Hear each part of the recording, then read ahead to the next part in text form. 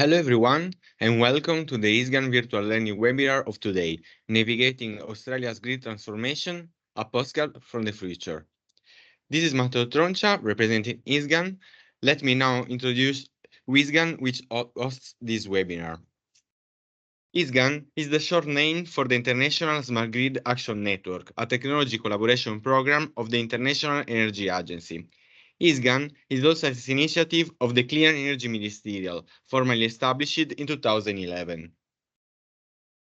ISGAN creates a strategic platform to support high-level government attention and action for the accelerated development and deployment of smarter and cleaner electricity grids around the world. ISGAN consists of 28 contracted parties. They nominated representatives form the executive committee, headed by the presidium and assisted by 2 co-secretariats. ISGAN's vision is to accelerate progress on key aspects of smart grid policy, technology, and investment through voluntary participation by governments in projects and programs. ISGAN activities focus on 5 principal areas: policy standards and regulation, finance and business models, technology system development, workforce skills and knowledge, user and consumers engagement. ISGAN facilitates dynamic knowledge sharing, technical assistance, peer review, and project coordination among its contracted parties. ISGAN value proposition relies on conferences and workshops, policy and technology briefs, discussion and technical papers, casebooks, and webinars, like this one. ISGAN Virtual Learning offers to the ISGAN community means of rational and continuous technical skill update in the field of smart grids. The virtual learning is proposed as a set of e-learning and reading core modules dealing with the entire value chain of smart grids. The webinar today, Navigating Australia's Smart Grid Transformation, a postcard for the future. Australia's electric power systems are experiencing some of the world's fastest transformation and provide a postcard from the future for many jurisdictions. The transformation is impacting all layers of the legacy system, including bulk power, transmission, distribution, and energy retail. Australia energy customers are also influencing the nature of the transformation to a degree that is without precedent in the history of electric grids. This webinar will highlight how the Australia's transformation is characterized by an integrated set of tools that support holistic grid transformation, many of which have benefited from global research and development, especially in Europe and North America. Our speaker is Mark Patterson from Energy Catalyst. Mark is Energy Catalyst principal and lead systems architect. With over 2 decades in the energy sector, Mark works at the intersection of strategic future and scalable list-agreed actions. So, use the question and answer tool to pose the question during the speaker's presentation, and then Mark will answer to your question at the end of the presentation. The recording of this webinar will be available on the ISGAN YouTube channel. Now, it's time to give the floor to Mark. So, Mark, feel free to share your screen and enjoy the webinar. We're talking about this topic of the process of navigating Australia's grid transformation, which is one of the world's fastest transformations unfolding in real time. And I guess it's fair to say that not only in Australia, but globally, the electric power sector is facing an expanding set of disruptive forces. And the nature of that disruption is different in different jurisdictions, but some of the main features are somewhat similar. And this short animation is kind of helpful for thinking about that. And the fact is we're transitioning from 100 years of legacy system, quite linear supply chain, to a world where we are creating a much more interdynamic end-to-end power system where the traditional demand side and supply side are much more interdependent in their relationship for system balancing. And one of the challenges that we're all facing is really how do we change a system this complex, this large, in the kind of timeframes that we are trying to change them to enable a net zero emissions future. At the same time, regulators and utilities find themselves wing walking. I'll explain what I mean by that in a moment, between historically entrenched structures and trying to accelerate change. And by wing walking, you can imagine trying to walk around the biplane. And as you do, you're endlessly having to hold on to something from the legacy system while you're trying to do something new. It becomes very difficult to move with that environment. And so in Australia, some of the things that we have been having to think about and continue to think about is, well, how might we actually transform a 100-year-old system? And the one reason why that question is very important is that is to ask the question as well, how have we approached change in a comparatively stable environment in the past when it comes to the electric power system? And this image, as you can probably see, for those of you who have been to Sydney in Australia, is of the Sydney Harbour Bridge under construction in the 1930s. Right here, our approach to transformation, or at least our approach to change historically, is what I would call a present forward approach to change, where, in other words, you stand in the present and you incrementally work your way forward in the hopes that that might take us to the kind of future that we want. I think what we're finding internationally is that increasingly that will only give you half a bridge. The further you go out into the harbour, the more likely the span of the bridge to collapse is, because the traditional legacy system was designed to do a range of things. We now need it to do many other new things. And that present forward approach to change is very limited. Let me just give you an example of when we apply a present forward approach. In Australia, you may know that we have the gold medal, the Olympics gold medal for rooftop solar. We also have the Olympic gold medal for DER studies, trials, and demonstration projects. And what you can see on the screen here is just simply a mapping of our 200-something studies, trials, and demonstrations of distributed energy resources. What that also shows you is that there's much activity, but there's also many gaps when it comes to thinking about any of these technologies as part of a whole system solution. So this is kind of really what we've been doing, is looking at how we apply systems engineering, systems architecture, and really the tools for approaching whole system accelerated transformational change. And just to give you another example, when you order a taxi or a ride share, you just need to know two things, but you do need to know those two things. And those two things, as you know, is, well, where am I now? And roughly where am I trying to go? Otherwise, if you don't know those two things, it's going to be a very long, frustrating, and expensive ride, and not a great outcome. So when it comes to transforming one of the most complex systems humanity's ever created, you need to know a couple of things. You need to know, well, firstly, where are we now with our as-built power system?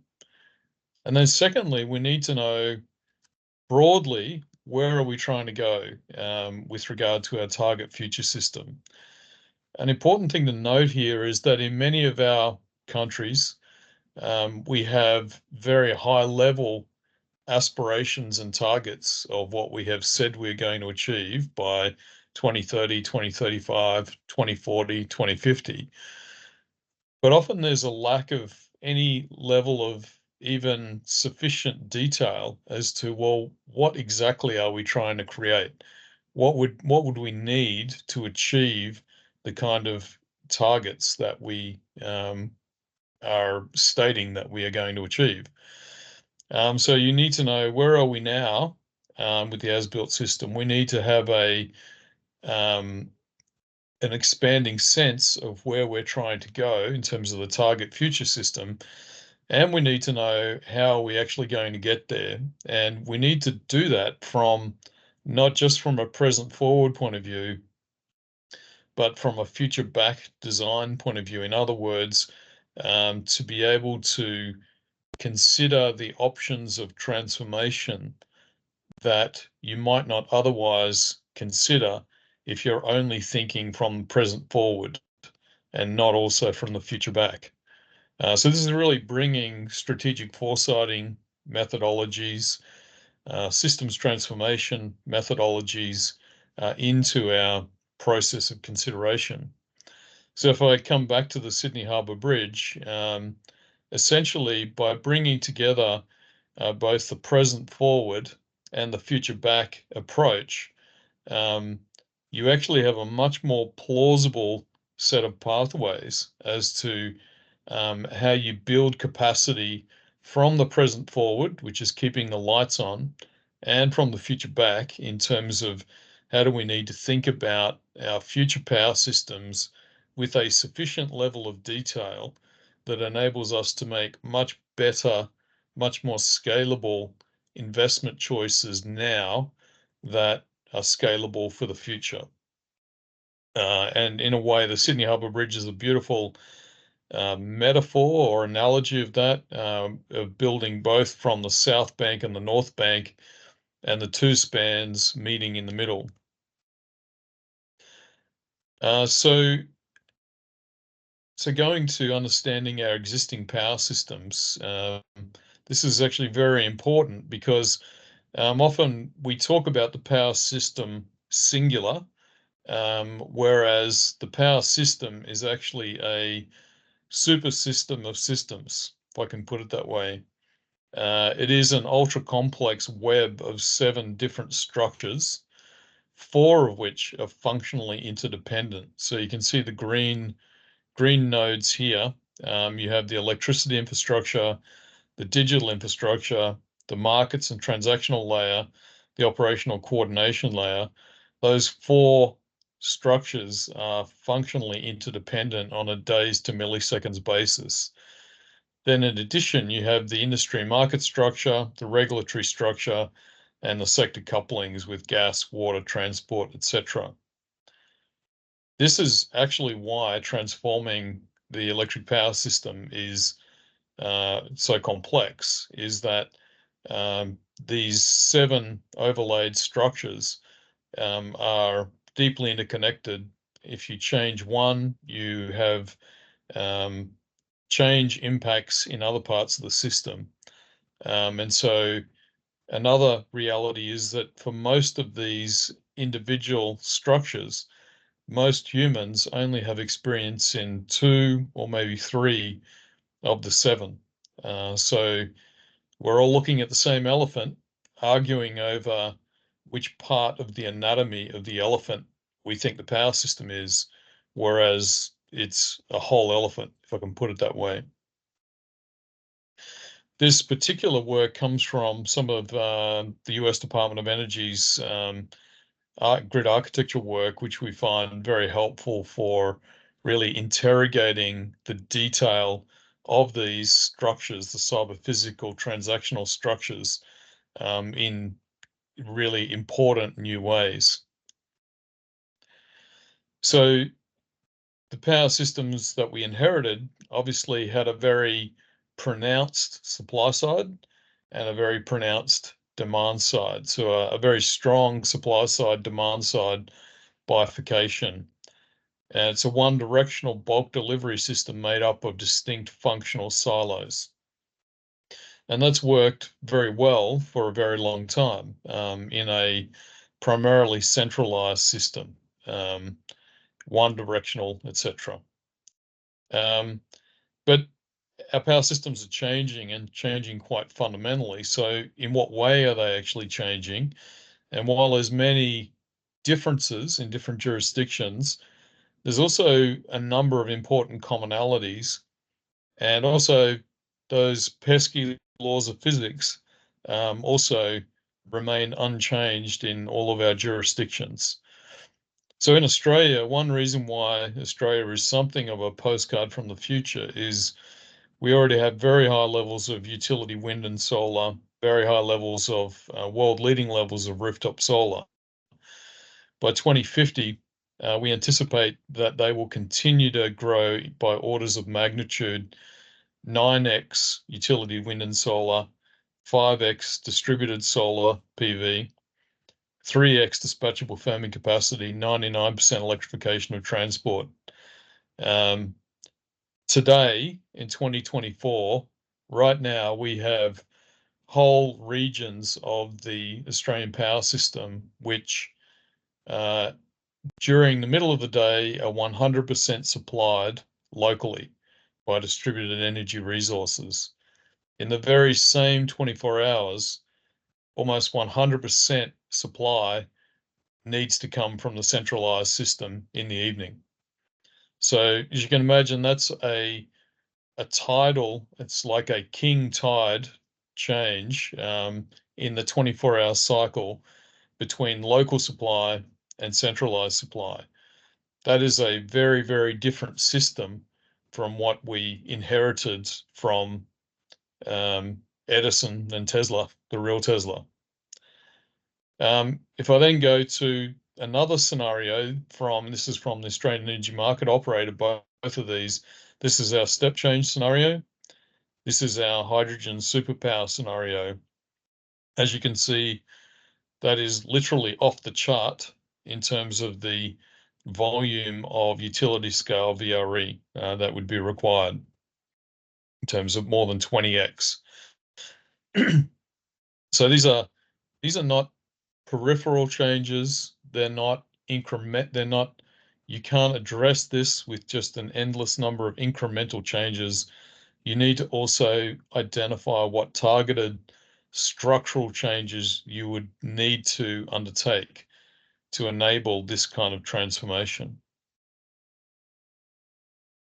So what core challenges are we solving for in this journey? So just exhibit A, B, and C. So firstly, the reality is that as we decarbonize our power systems, they become increasingly volatile with the variable sources of renewable generation, as you can see over to the left here. And yet at the same time, electricity systems still require instantaneous balancing of demand and supply that must be kept in balance every microsecond of the year. Now, just to tease that out a little bit more, in Australia, our power system, our gigawatt scale power systems were primarily coal fire supplied from coal generation. By 2030, almost 80% of our legacy coal fleet will be gone. We're primarily replacing that with variable renewable energy and rooftop solar. We also have additional gas generation as a transition technology. But obviously, we're not only retiring our major sources of generation, we're also retiring our major sources of system flexibility in terms of dispatchable coal-fired generation. So we need to answer the question, where does the system flexibility come from in that kind of future state that's very close, and how do we unlock huge volumes of demand-side flexibility as part of this system balancing capability? So Exhibit B is the question of operational coordination. And one question I like to ask my colleagues in Australia is, as Australia transitions from a few hundred to tens of millions of participating energy resources, what is the model of operational coordination of that kind of system, of moving from hundreds to tens of millions of resources? And so to think about that a little bit more, operational coordination of the system of hundreds of dispatchable merchant energy resources was comparatively simple. As you can see here on the screen, you have the market system operator, you have bulk generation, you have transmission networks. Not simple, but comparatively simple. As we move in the direction of from hundreds to millions to tens of millions to even hundreds of millions of participating resources, the operational coordination structure has, well, a nice way of putting it would be evolved. It's become increasingly somewhat more Frankenstein-like in the sense that you now have various parties trying to control different resources. In other words, you have hidden couplings, you have bypassing of different tiers and so on. And as this continues to occur, we create a situation that's faces increasing scalability, operational coordination, and latency cascading issues. In other words, no matter how much computational power you actually throw at it, the structures of the system are becoming rapidly not fit for purpose, which really means from a computational complexity and scalability point of view, that you need to start thinking about, well, what more layered types of systems architecture might be necessary, might actually inform the future direction of some of our initiatives to enable a power system that is more secure, scalable, resilient, flexible, and cost effective, as well as being more human-centered. And obviously, the topic of DSOs is a very important one because not just in the traditional European sense of DSO, but in the sort of more advanced distribution system operator perspective, the advanced DSO model needs to have a level of delegated responsibility for its service territory such that the bulk power system operator can have a level of confidence that that particular layer is being managed effectively, and it greatly simplifies the relationships between the market system operator and the respective DSOs. Then thirdly, Exhibit C, again, continuing on with this operational coordination topic. So increasingly volatile grids served by millions of diverse resources need advanced operational coordination models that involve both markets and control elements. And here again, we face another challenge in the sector, is that in the sector we have something of a polarized discussion between the market economists and the control engineers. So the market economists will tell you, just get the market rules and prices right and everything will be fine. The control engineers will tell you, just get the control algorithms and interoperability standards right and everything will be fine. The reality is that the solution requires an ensemble of both market and control features to operationally coordinate a system that now involves tens of millions, hundreds of millions of participating resources to maximize the correlation of the right physics-based services provided by, for example, DERs to the right layers and locations of the system at the right times.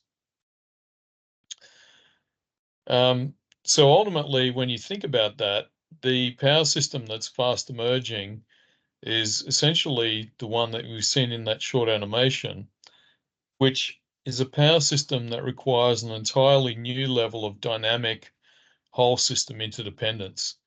And the reason is because at different times of a 24-hour cycle, to the right, the distribution system maybe anywhere between 0 and 100% or more locally supplied.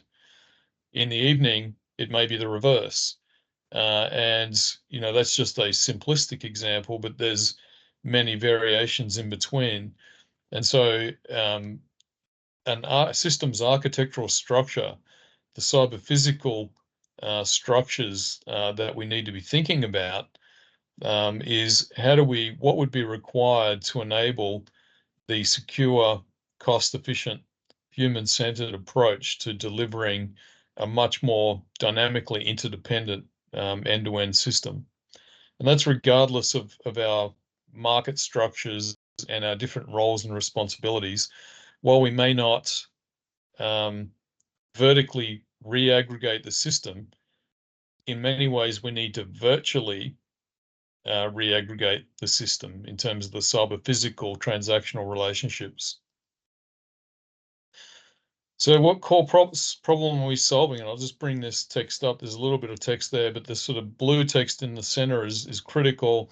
If I was to put that last image in words, I would say that a lot of our transformational work needs to be comprehending the sheer scale of what we're undertaking here. These are not peripheral or incremental changes. They have structural implications. And we need to be working towards solutions where the bulk power, transmission and distribution systems, together with the rapidly expanding fleet of distributed resources, must be capable of functioning far more dynamically and holistically end-to-end to enable a secure, cost-efficient and self-balancing future power system. That's ultimately what a nation like Australia, other nations around the world with similar kind of environments need to be considering, because unless we do that, we end up increasingly fighting the laws of physics, which is not a fight you want to engage in. And so the last couple of slides here, I think it's really important to understand that what we're dealing with here is not just one linear process of change. It does involve a step change type of transformation. It does involve at least two S-curves, not one. This bottom S-curve is, if you like, the system that we inherited, and we have been working very hard to squeeze as much juice out of this beautiful orange as we possibly can to transition it towards higher and higher levels of renewables. But the inherent structural settings that we inherited impose certain non-scalable constraints on our legacy systems. And we're fast approaching the point where there is less juice to be squeezed. And really what we're talking about today is, in parallel, as we keep the lights on with S-curve 1, in parallel, what additional capability do we need to be building right now such that we are actually able to start making the transition to the next major phase of system transformation? This is not a diagram just dreamed up by us. This is a diagram that the Australian Energy Market Operator adopted from some of the work that a few colleagues and myself have developed through the Pacific Energy Institute work. And ultimately, it's recognizing the fact that there's a significant uplift in system capability that involves a step change character to actually move us into the direction from a 100% fossil fuel-based system to a system capable of reliable, affordable, net zero emissions. And that's the sort of core. This is exactly where we are right now in terms of building the capability to navigate that kind of step change. The last slide, I think, here is just to say, and if that wasn't hard enough, all of this needs to be done in a manner that delivers a balanced scorecard of customer and societal outcomes. And this is just from some work that we did to look at the international landscape of what customers, policymakers, and so on are saying that we want from our future power systems. a number of which are very familiar to us: dependable, affordable, sustainable, increasingly some other features as well: equitable, empowering, expandable, adaptable, and beneficial. So there's a number of new dimensions of this that will be required in different priorities in different jurisdictions. There is some additional further reading if you would like to look at that in terms of some of the material that I've been speaking to today, and they are linked in the slides that you'll receive. And I'm happy to open it up for questions and discussion with any of the topics that have been touched on today. Thank you, Mark. Thank you very much for sharing with us, your perspective on the Australian transformation. Yeah, actually, I went to Australia like few years ago. I was impressed about how dynamic is the environment and how like the power system is really changing in order to accommodate the necessary change. So maybe I invite all the audience to pose the questions to Mark using the question and answer tool that is available here on the platform for the webinar. And meanwhile, uh, I would like to ask you about how easy you see this transition happening in Australia, and maybe which are like the best practices that characterize the Australians' decision making that may be adopted in other countries. Yeah, thanks, Matteo. And as just to echo Matteo's invitation, if there are questions or there are things that you would like to drill into, maybe things that you're not sure about, feel free to include those in the questions. So I think like many jurisdictions, Matteo, it's a mixed bag of positives and negatives, if I could put it that way. So I'm not here to suggest that everything is beautiful in terms of our grid transformation. There's this is occurring at a pace and a scale that many of our governance mechanisms are finding it very hard to keep pace with. And I think that is actually the very reason for my presentation actually is that we have a highly regulated sector that has tended to operate in a fairly stable, predictable, almost algorithmic environment for the last 10, 20, 30, 40 years. And now we find ourselves in what Oxford University referred to as a tuna context of turbulent, uncertain, nonlinear, ambiguous. And so it's a kind of almost terrifying environment for the sector that loves stability and certainty. So I think that Australia is, in some respects, why it's an interesting case study is that Australia is like a test bed economy in a way. We have continental scale, but with less than the population, for example, of California or what would be an equivalent, certainly of Italy or Spain. So you have continental scale at a much smaller scale of population. So there's a relative simplicity. I say relative, it's not simple, but comparatively it's less complex, for example, than the United States or the European Union, for example. Maybe to some extent that allows for some faster time cycles.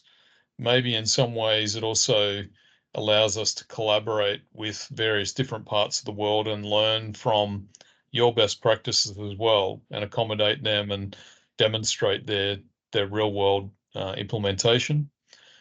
I think one thing I would say is that Australia's done a lot of work on distributed energy resource integration. And so that's been a real strong point. I would say its limitation is because we have a very disaggregated market structure, we tend to focus on our research and development in silos. In other words, a heavy focus on distributed energy resource integration within the LV network, the low voltage network, but not always the same work really considering, well, how would you integrate this into the wholesale market? And vice versa. You can actually go the other way where you're focused on DER integration into the wholesale market, but not really thinking fully about the implications for the low voltage network. And so I think there's some strengths, but there's also some gaps that we're now starting to surface and look at, well, how would we join this together in a much more systemic or whole system way of thinking about technology, integration, regulatory innovation, and so on. Yeah. Yeah, thank you, Mark. Yeah, I mean, the last point that you mentioned is also like a hot topic in Europe because there is a lot of effort by policymakers and regulatory bodies in order to have an efficient integration of, for example, new local markets for flexibility with the existing wholesale markets. And I mean, it's very challenging, and since the system has been designed in that way, it's really hard to move forward. Yeah, and I think also the approach you mentioned, like the future back looking approach, should be, I mean, should be also adopted well, worldwide, I would say. Yeah, absolutely. Just one other thing I would say here, isn't it? I didn't use these words, but I think we have and I think this is a global problem. I think we have almost a form of collective insanity going on around these topics, because on the one hand, our policymakers and our leaders are making grand statements about where we are going with our decarbonisation, which is great. But then when it comes to our actions as a sector, because most of our activity is focused on a present forward theory of change, it's almost like we're hoping in some kind of religious way, quasi-religious way, hoping beyond hope that all of our grab bag of things will somehow get us to net zero emissions. And I'm here to kind of remind us that based on systems science and systems engineering and systems architecture disciplines, no amount of incremental work solely from a present forward is able to take a DC-7 and turn it into a SpaceX launch vehicle. You know, you might turn a DC-3 into a DC-7, maybe even into a Boeing 717, but you won't get a Joint Strike Fighter, and you certainly won't get a SpaceX launch vehicle. You know, there are inherent non-scalable features in our underpinning cyber physical transactional architecture. And so the answer is not, therefore, we just pretend we can start from a greenfield. That is not the answer. The answer is the right tools help us identify what those structural constraints are to make targeted changes to those structural constraints to enable these systems to do the things we need them to do in the future. Yeah. Okay, thank you, Mark, and for sharing this. And okay, now I start reading the question from the audience. I will synthesize the first one that touch the topics that you mentioned regarding two alternatives: direct load control and flexibility markets. And so the audience asks, how do we take this debate forward, and who are the key stakeholders that we need to have around the table on this? So between having a direct load control or a flexibility market. Yeah. So that's a great question, and one of the dirty secrets we've realized in all of this is that in many jurisdictions, no single party owns the whole system problem. So in other words, we're all looking at our various parts of the system. We're trying to come up with the best solutions for our particular part of the system, whether it's distribution or it's transmission or it's bulk power or whatever. And yet we're often not thinking and we're not acting in ways that actually recognize that the laws of physics interact with this system as one system, whether we like it or not. So I think the first point is we have some fundamental governance issues and transformation issues in the fact that in many jurisdictions, I can't speak for everyone on the call, but many jurisdictions, we do not have entities that have the convening power to bring together the right groups of people, the diversity of people, to really address some of the larger questions around, for example, demand side management versus flexibility markets, and etc. Second thing I'd say is that I think that what we also lack is that with those kind of debates, they often become quite subjective and politicized. In other words, some particular vested interest will have a vested interest in a certain demand side solution, whereas others might actually have a market solution that they're wanting to advance. And so it becomes a huge, often unproductive debate between parties because it's largely subjective and the parties are trying to come up with some kind of politically acceptable compromise, right? Which often means a very suboptimal outcome for society. What we've been finding is that when you actually apply the right systems architecture and systems engineering tools, together with a bunch of the cyber physical kind of first principles, you can identify what are the elements of this that require a control-based solution, what are the elements of this that require an economic incentivization solution, and most importantly, how would we bring those two elements together as a self-reinforcing system? Because what we often do is we create part solutions that look beautiful to us when we only look at it from one angle. But a part solution, when you put a number of part solutions together, you end up with a system that's fighting itself. You're propagating changes and intended and unintended consequences. And so our failure to kind of think about these kind of questions in a rigorously systems-based approach only results in, here's the clincher, if we don't do this well, if we don't actually apply the best-in-class systems tools, it will cost our communities, our societies, our nations trillions of dollars in wasted economic value. Because this is a grand societal challenge, and it's a grand optimization challenge. And these tools are really fundamental to enabling that kind of structured, objective, evidence-based approach to how you make those kind of informed decisions. Yeah, thank you, Mark. Thank you, Mark, for sharing this. Yeah, and well, next question is about cybersecurity.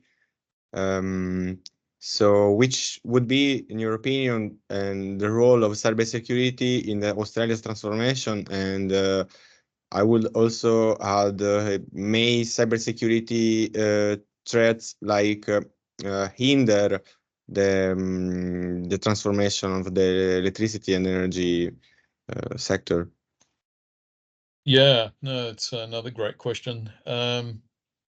So obviously it's a huge topic, and I think we've got quite a blind spot in this topic of cybersecurity, actually, that is worth mentioning. So I note the question sort of asks about the relationship also between cybersecurity and the architecture of the digital layer of the system. So most of our approaches to cybersecurity have tended to be cyber-based, which sort of probably sounds like, well, yes, of course. But one of the things that we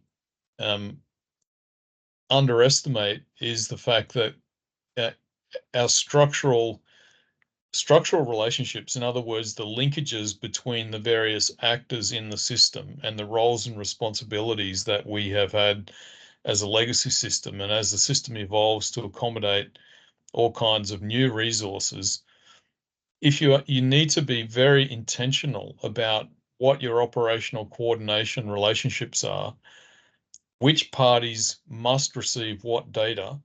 And so in other words,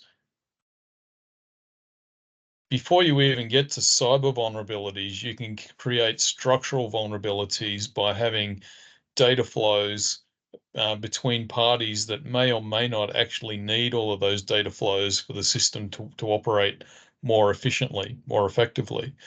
And so by failing to actually to zoom out and think structurally about, well, as we move forward to the system that we need, how would we think about the structural routings of our data flows, communication linkages, and so on, as to what is absolutely mission critical? How can we minimize structural vulnerabilities? And then having minimized the many structural vulnerabilities, you can then actually focus your cyber-based protections, if you like, on the remaining areas of vulnerability. So in other words, right now, we're actually missing a very important dimension of cyber vulnerability because we're not fully recognizing that many of the inherent legacy structural relationships and data flows actually create vulnerabilities that may or may not need to exist, as we sort of move forward. So a very intrinsic relationship to the structural dimensions. Thank you, Mark. Thank you. And now I will merge two questions because I think that they are related. So Mark, thank you for your fantastic presentation. And then the audience ask for the two main challenges of the grid transformation, and which will be like your advice to take care of them, and also which are like the no-regret measures that all systems aiming to decarbonize should make to jump the gap. Okay, well, these are easy questions, right?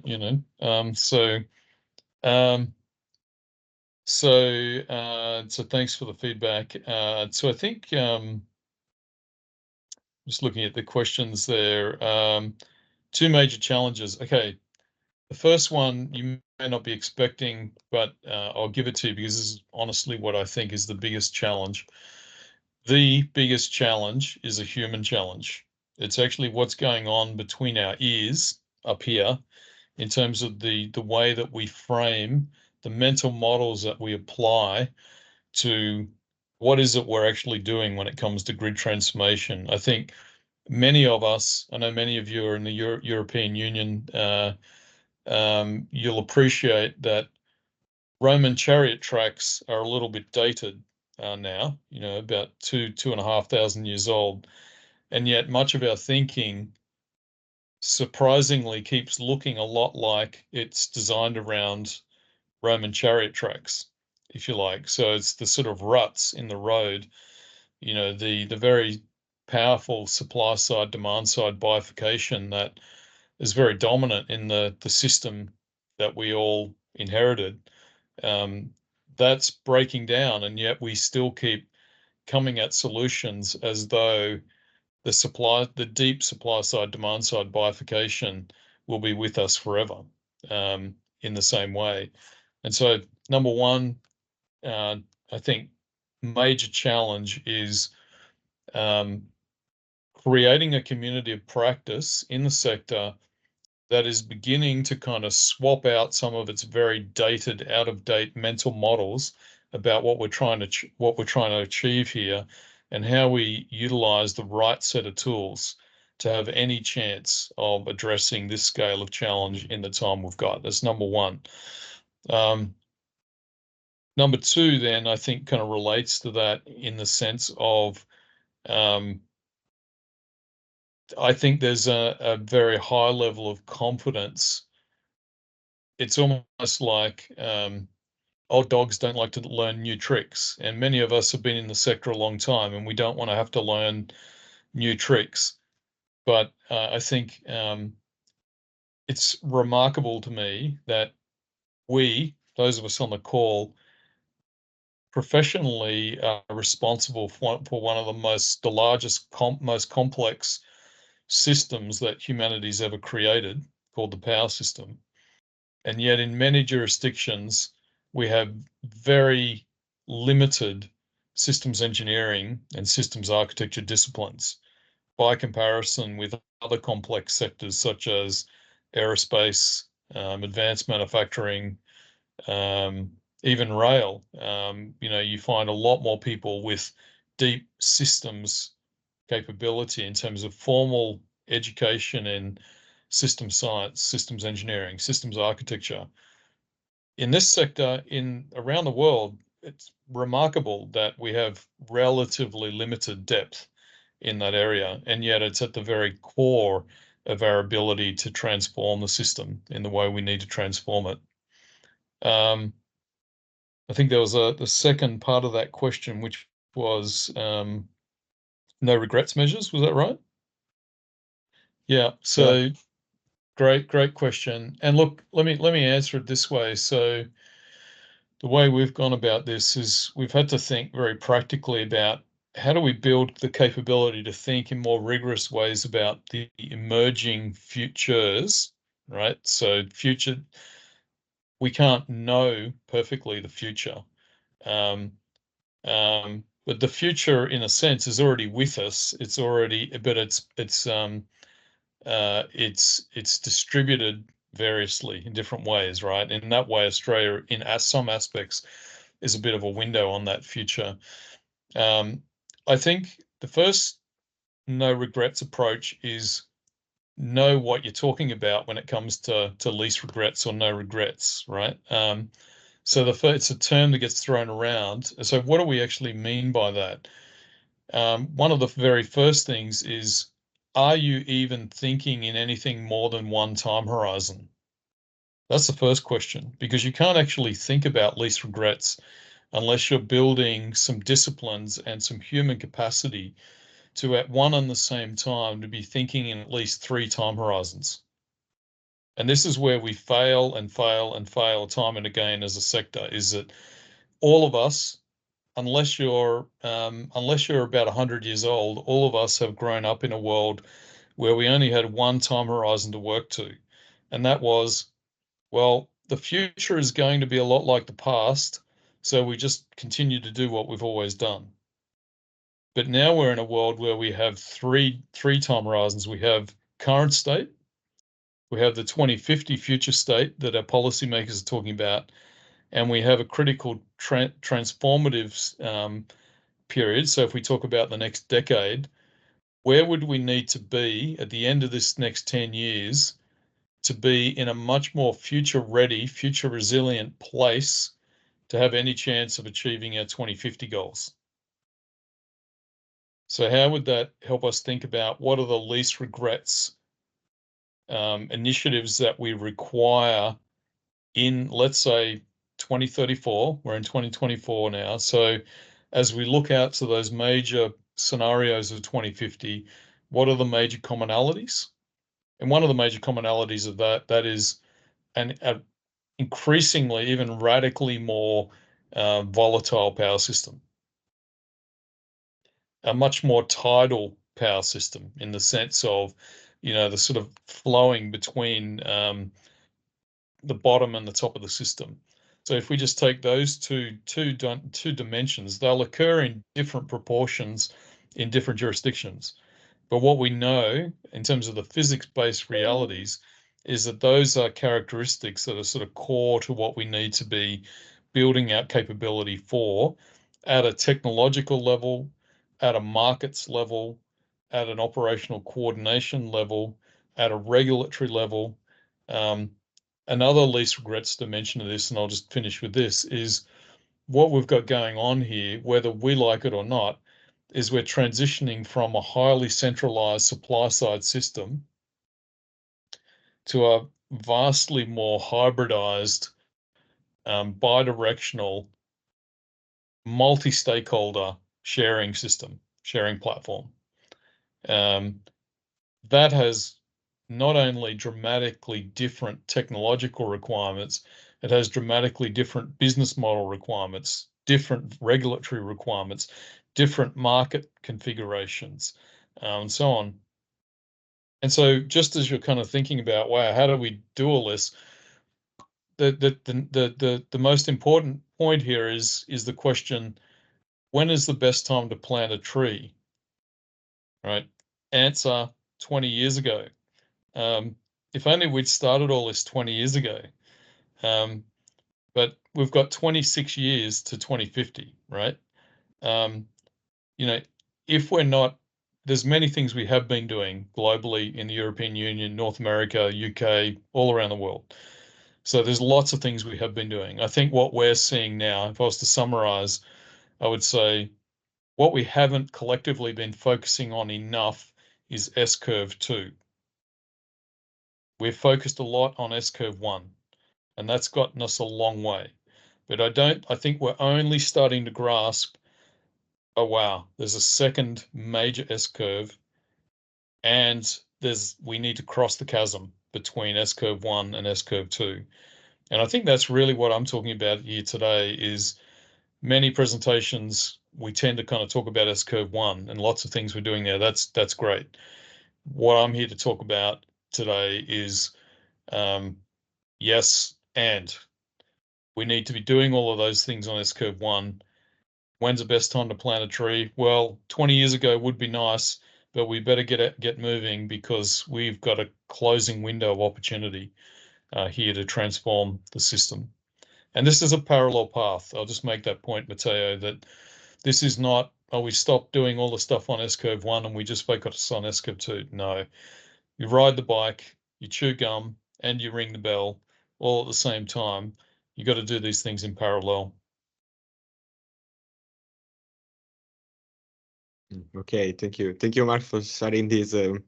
This actually is a policy message, so yeah, thanks.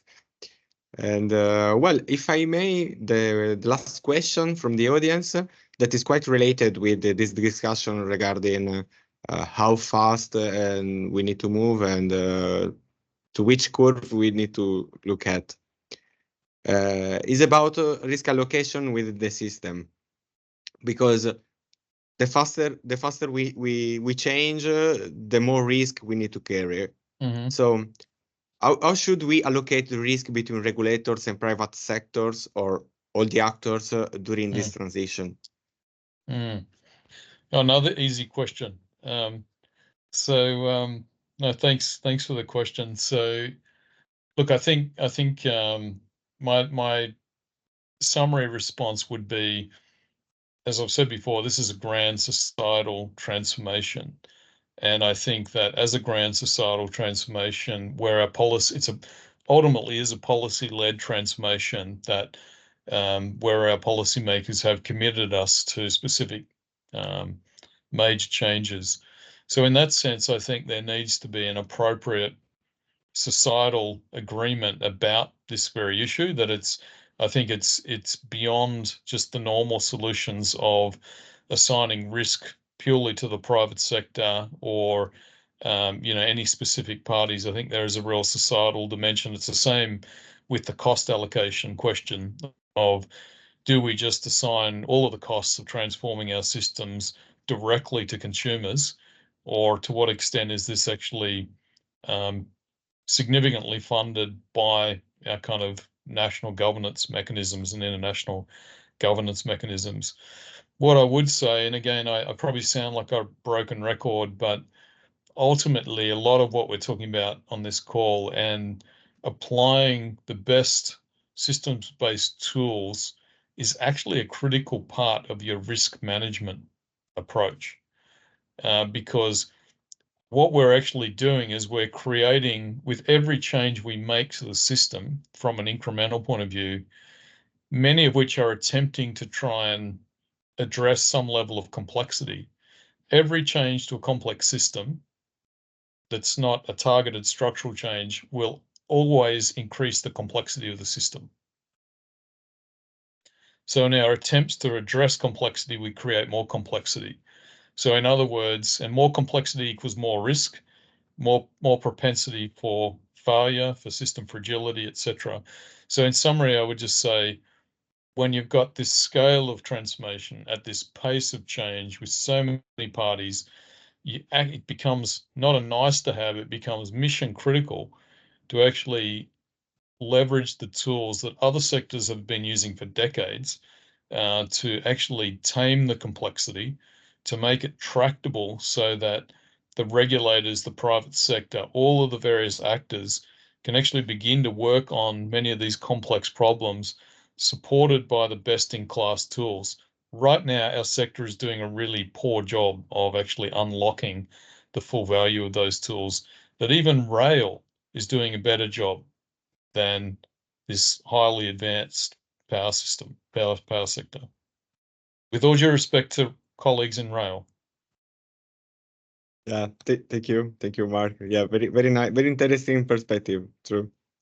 Okay, so well, on behalf of ISGAN, but also on behalf of the audience, I would like to thank you for your good presentation and also for your availability to answer to the questions.